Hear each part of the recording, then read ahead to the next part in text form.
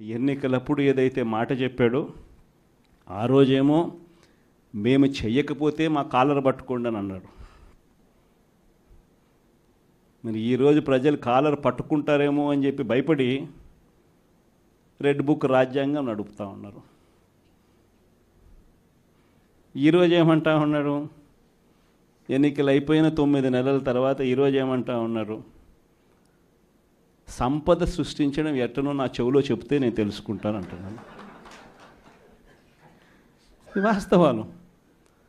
ఇదే మాటలు ఎన్నికలకు ముందు నేను చెప్పా.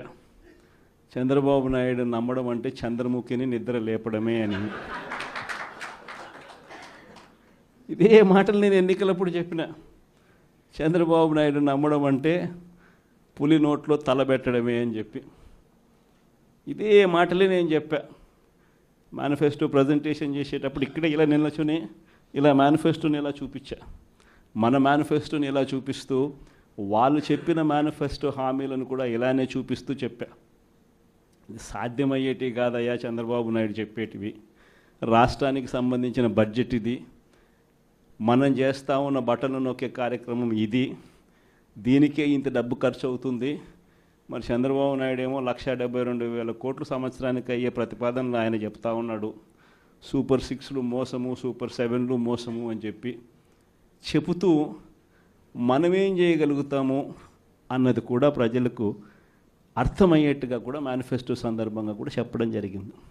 ఈ రోజుకి కూడా నేను చెప్తా ఉన్నా, ఓడిపోయాం పర్వాలా, ప్రతిపక్షంలో కూర్చొని ఉండం అది పర్వాలా, మళ్ళీ రీలు వెనక్కి తిరిగి మళ్ళీ అదే రోజుకు మళ్ళీ తిరిగి వెళ్ళి కనీసం ఇలా జరుగుతుందని తెలుసు కదా ఇప్పుడు ఎలా చెప్తావు అని చెప్తే మళ్ళీ ఆ రోజు వచ్చినప్పుడు ఇదే విధంగానే మళ్ళీ చెప్తా.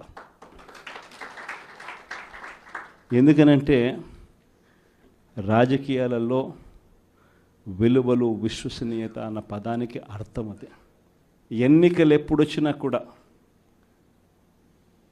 అదే విలువలు, అదే విశ్వసనీయత అన్న ఒకే ఒక్క పదం మీద మళ్ళీ వైఎస్ఆర్సీపీ మళ్ళీ అఖండ మెజారిటీతో మళ్ళీ గవర్నమెంట్. కానీ ఈసారి ఫామ్ చేసినప్పుడు మాత్రం ప్రజలకు చంద్రబాబు నాయుడు నైజం పూర్తిగా అర్థమైపోతుంది. కాబట్టి మనల్ని మళ్ళీ 30 ఏళ్ళు అక్కడే కూర్చోబెట్టే విధంగా కూడా ప్రజలు ఖచ్చితంగా అడుగులు వేస్తారన్న నమ్మకం నాకుంది. ఎందుకంటే ఈరోజు ఒకవైపున ఇచ్చిన హామీలన్నీ కూడా పక్కకి వెళ్ళిపోవడం అన్నది ఒక ఆస్పెక్ట్ అయితే, రెండో ఆస్పెక్ట్ ఏమిటి అని అంటే ప్రతి వ్యవస్థ నిర్వీర్యమైపోయింది. కేవలం చంద్రబాబు నాయుడు గారి ప్రభుత్వం రాక మునుపు మన ప్రభుత్వం ఉన్నది. మళ్ళీ మన ప్రభుత్వంలో ఎలా ప్రతిదీ కూడా ఎలా పగడ్బందీగా ఎలా జరిగింది, చంద్రబాబు నాయుడు ఎందుకు చేయలేకపోతున్నాడు? ఈ చర్చ ప్రతి ఇంట్లోనూ కూడా జరుగుతూ ఉంది. ప్రతి పథకము కూడా ట్రాన్స్పరెంట్గా, పారదర్శకంగా ప్రతి ఇంటికి చేర్చే పరిస్థితి నుంచి ఈరోజు అన్ని కొలాప్స్. కేవలం 9 నెలలు. ఒకవైపున వ్యవస్థలన్నీ కొలాప్స్, మరోవైపున ఏది చూసినా స్కామే. ఏ గ్రామంలో చూసినా బెల్ట్ షాపులు. ఎమ్మెల్యే దగ్గరుండి ఆక్షన్ పాడిస్తూ ఉన్నాడు. 2 లక్షల 3 లక్షల నీ ఇష్టం. ఆ 2 లక్షలు కట్టడానికి పోలీసులు సపోర్ట్ చేస్తారు, దగ్గరుండి మద్యం అమ్మేట్టుగా. ఎంఆర్పి రేటుకు వాళ్ళు కొనుక్కుంటారు, ఎంఆర్పి రేటు ప్లస్ వీళ్ళ ప్రాఫిట్ వేసుకొని వాళ్ళు అమ్ముతారు. ఏ గ్రామంలో చూసినా కూడా, ఏ బంకులో కూడా ఈరోజు మద్యమే కనిపిస్తూ ఉంది. మొట్టమొదటిసారిగా గవర్నమెంట్ నడుపుతా ఉన్న మద్యం షాపులను తీసేసి ప్రైవేట్ వాళ్ళని తీసుకొచ్చేసినారు. ఇసుక ఎక్కడ పడితే అక్కడ డబల్ ద రేటుకి అమ్ముతూ ఉన్నారు. ప్రతి నియోజకవర్గంలోని పేకాట క్లబ్బులు ఎక్కడ పడితే అక్కడ కనిపిస్తూ ఉన్నాయి.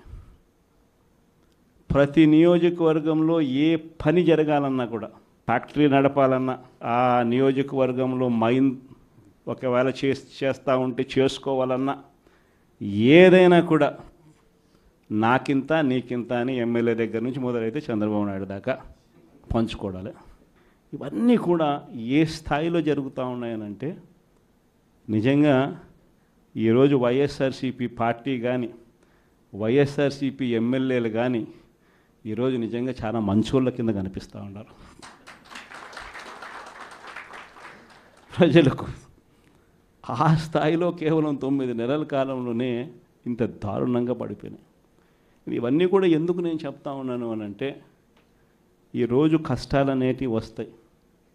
ప్రతిపక్షంలో ఉన్నప్పుడు, రాజకీయాలలో మరీ ముఖ్యంగా ఉన్నప్పుడు ప్రతి ఒక్కరూ కూడా ఒక్కటే గుర్తుపెట్టుకోవాలి, కష్టం రానిదే సుఖం రాదు.